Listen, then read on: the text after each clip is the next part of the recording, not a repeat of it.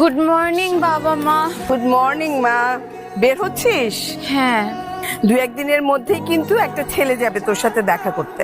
কি মা, 2 দিন পর পর আমার চেম্বারে ছেলে পাঠাও। ওমা, এই কেমনটা লাগে? বল। আমার ঘড়িটা কই? থ্যাংক ইউ মা। এই যে নে,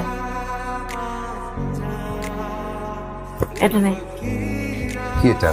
মেয়েটা খুব মিষ্টি, আমার পছন্দ হয়েছে। তুই যে দেখা করতে চাস, নিচে ও যে চেম্বারে বসে ওটার ঠিকানা দেয়া আছে। আচ্ছা দেখি, এখন যাই, পরে দেখি। এই লাঞ্চ বক্স নিয়ে যা।